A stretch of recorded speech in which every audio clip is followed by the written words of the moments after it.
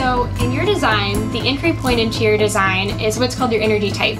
So in human design, there are 5 main energy types. There are manifestors, manifesting generators, generators, projectors, and reflectors. And essentially your energy type is exactly what it sounds like. It's how you exchange energy with the world, how you use your energy to navigate relationships, career, and ultimately the mechanics of how you start to move towards your soul's purpose.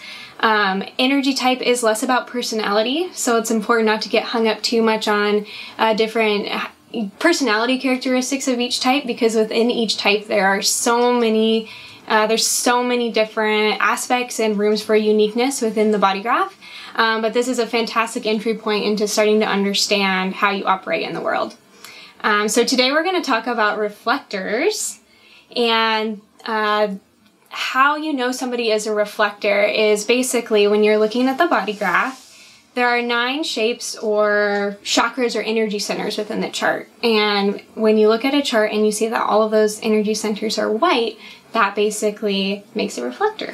Yes, and you'll also notice being a reflector, you have no channels, which connects a center and then lights them up with a specific color. Your energy particularly is activated through your relationships with other people, and then your channels become activated and defined through your interaction with others and through the transits.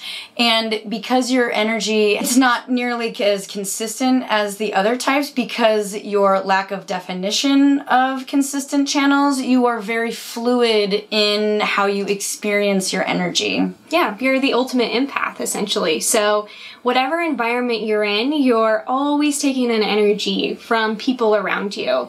And what it means to have an open center basically is that when you're around people who have that energy defined, you take that energy in and you amplify it.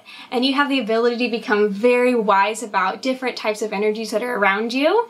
And because, like I said, you have all 9 open, you have the ability to learn about many, many different things in this life.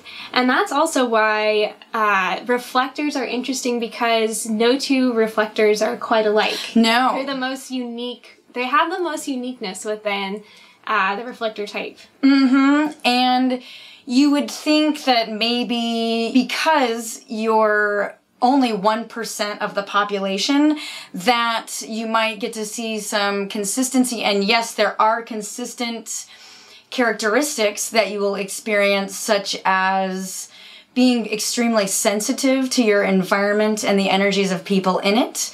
And you might have a great affinity with nature, and you might also be able to be so sensitive to people that, and this is a consistent thing, that you're able to really absorb, and you need to filter through the energies that you take in, filter them, and then let them go. And it's being mindful of taking on and holding on to those energies, and holding them without letting go will then cause uncomfortability or stagnation within yourself. It's like you take it in and you let it go. Be fluid with it. Being fluid. Be fluid with it, because essentially you're here to become the environment that you're in. And so long as you don't over-identify with the environments that you're in, this can be a very beautiful thing, because it can show everybody else around you if the environment is good, or if the environment maybe needs something that needs correction. Yes. So it is correct for you to have ample amounts of alone time so you are able to get clear in your own energy. And then you feel your gifts being amplified in your interactions with others. So for you, it is really important and crucial for you to find your tribe, and to find those people closest to you that you feel safe around and that you can explore yourself. And then find that those people around you will utilize the gifts that you have in being... And recognize you. And recognize you. And invite you. Yes. Inviting you in to share your gifts of direction and evaluating the whole picture of certain situations. Absolutely. And you get to give yourself the ultimate permission to walk away from an environment that doesn't feel correct for you. Because you become your environment, when you're in the correct environment for you, it'll create health in your body. But when you're in an environment that isn't correct for you, it'll literally create illness in your body. So give yourself the ultimate permission when something doesn't feel right. That's your cue to move on and find the environment that's correct for you. And you will notice if you engage with someone and after a couple of moments of communication, whether in person or even virtually through the phone or computer, if you start to feel ickiness or if you start to feel like your energy is not where you usually are at or where you want to be, that is your cue to and permission to disengage from that energy. You're the ultimate authenticity meter. Yeah. You know what feels good, and tapping into your intuition, you know where your energy feels strong and uplifting, and then those energies that feel depleting and draining. And once again, just it's up to you to honor and self-care and recognize those intuitions. It's in our bodies where we feel all these things. Like we have so much energy within our whole, underneath the mind. Granted, we have been trained and conditioned to think that all the decisions get made up here, but so much happens down below, and the voice purifies the energy coming up from the body into the head of the awareness, and the brain and your mind is simply the processor and the computer that translates all this information that you receive from the lower part of your body. Absolutely. Nobody's authority type or their decision-making strategy in human design is their mind. But for you, because you don't have any definition, your authority type or the way you make decisions is very, very unique. You are designed to make decisions in time. So you have permission to, there's a big life choices, big life decisions even. Let's say, for example, moving or going to school or getting some kind of education or training, or you might be thinking about it for days and weeks, months even. It depends. It depends on how much clarity you want to have about the decision. So this isn't for the small things like what you're going to eat for dinner or should I hang out with my friend tomorrow, because like we said, you have so much awareness within your body and within an environment to tell if something's going to be correct for you for small decisions like that. But for bigger decisions that hold weight over a long time span, it's important to wait, and they say to wait a lunar cycle. And the reason for that is because even though you don't have any defined centers or channels, you have different gates that are on each energy center. And as we move through a monthly cycle, the moon actually activates every single gate 1 through 64 throughout the entire body graph within the lunar cycle.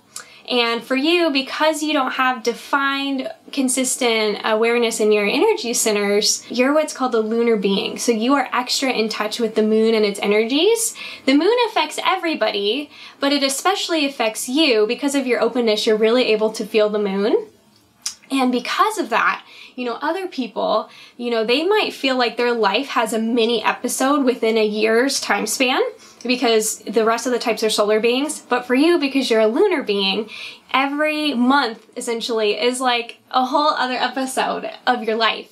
And so reflectors will tend to feel as though at different times in the month they have they arrive to certain clarity. So it's not necessarily about always waiting exactly 28 days so much as it is getting in tune with your natural monthly cycle and knowing exactly when you're going to arrive at clarity. And journaling can be really, really helpful for that. Journaling, cycle mapping, all that sort of stuff can be really, really helpful in the beginning when you're trying to get in touch with your natural rhythm.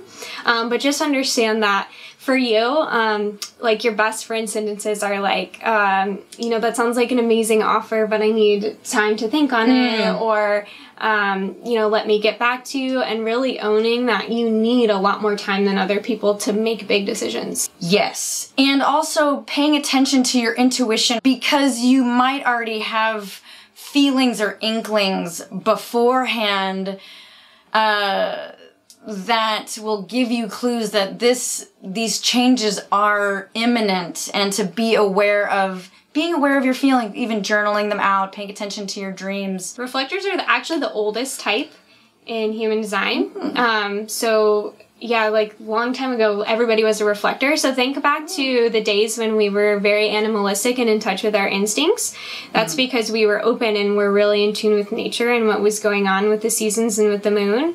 So you still do have really strong instincts, but they're more related to what's going on with the environment and less related to you personally. Ah, yes. And with that being said too, you may find that when you're trying to plan something out, let's say that you're going to plan out a class that you're doing at a retreat, you may find that it's hard for you to plan out all of the details, but then once you're in the environment and you're kind of wrapped up in the experience, you're actually really good at feeling you're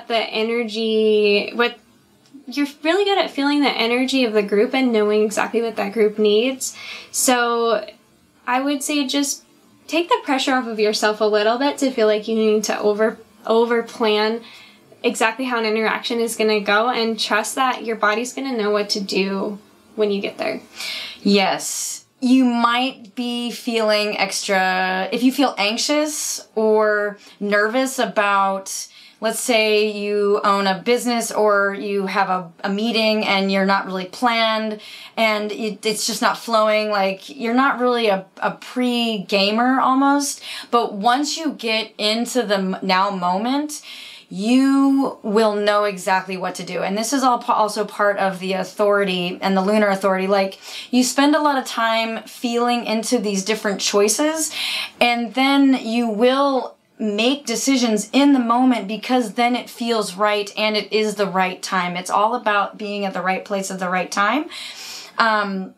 So other people might even see you as making rash decisions or making like, oh wow, that was kind of impulsive, but to you, because you have been feeling these feelings or these intuitional hits for the time, however long time it's been taking you, it will feel accurate and may feel impulsive. It's like you're almost a timeless being that then does make decisions in the now and when it's appropriate at the right place and the right time. Also, I do know a couple of reflectors that if given a, oh, what do you want from the grocery store kind of question, it's too big, it's too broad, but hey, this is also an idea, is honing in on the specifics of what to eat for dinner. So, hey, I am thinking about making a salad. What would you like in the salad? And then, you know, as a reflector, it might be a little bit more easy for you. So this is great for your partners or friends even, or family, to get really clear on asking specifics for you, because having too broad might be a little too overwhelming of the question. Yeah. Yeah, that's really interesting. And it's funny too, because we were hanging out with one of our reflector friends the other day. We were at a farmer's market and she was really overwhelmed by all the stimulation of everything that was going on, and she was trying to find gifts for her family to bring back with her when she flew home. And so I told her to not put so much pressure on trying to like overthink what she was gonna get, and to just basically say like, okay, like test out the whole perimeter of the market and essentially try out all the different little environments within the market, feel what feels good for you, and then give yourself permission to go back and basically do a second lap around once you feel out and sample all of those different little environments before like committing to anything too much. That's a great idea.